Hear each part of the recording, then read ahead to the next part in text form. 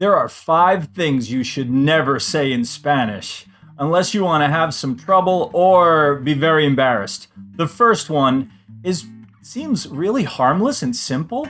It's estás bueno or estás buena. You think you're saying you are good, right? It seems like you would say that, right? Estás is you are, and bueno or buena is good. You're not saying that.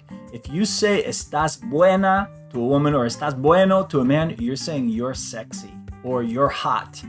So be careful.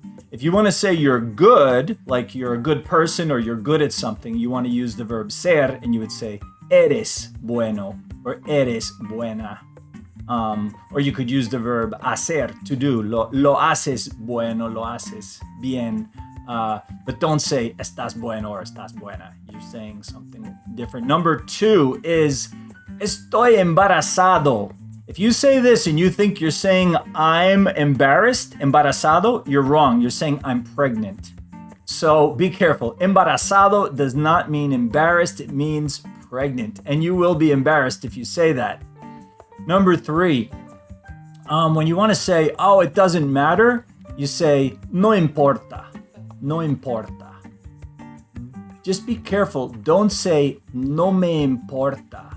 You might think that putting the me in there, it's like it doesn't matter to me. It doesn't mean that. No me importa is stronger. It's like I don't care. You know, it's just strong language. And the person's going to maybe react like, whoa, I didn't know you felt that way about it. When you're just saying, no, it doesn't matter. So they say, would you like this or this? And you say, no me importa.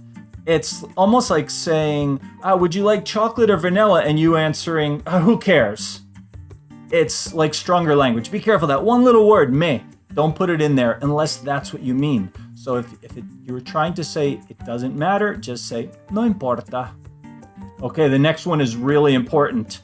The verb coger, C-O-G-E-R, it means to get.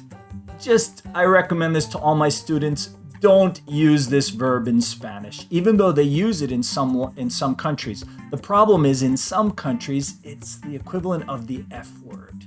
In a vulgar casual street, I mean, that's how you use the F word anyway.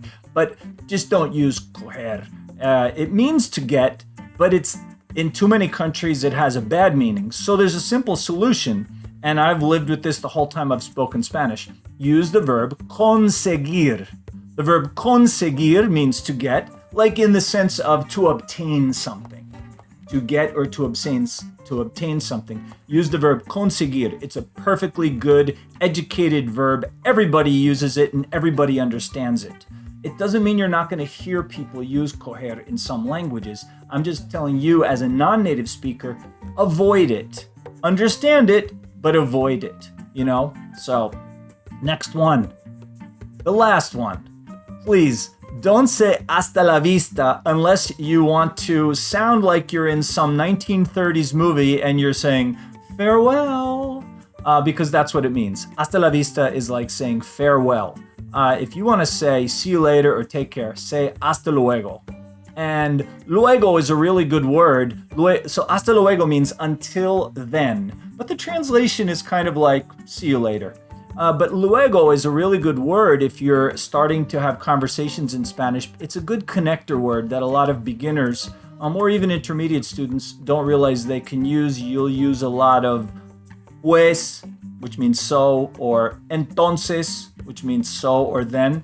Use luego when you want to connect. If you're telling a sequence of events and you want to say, you know, this happened, then that happened, connect it with luego.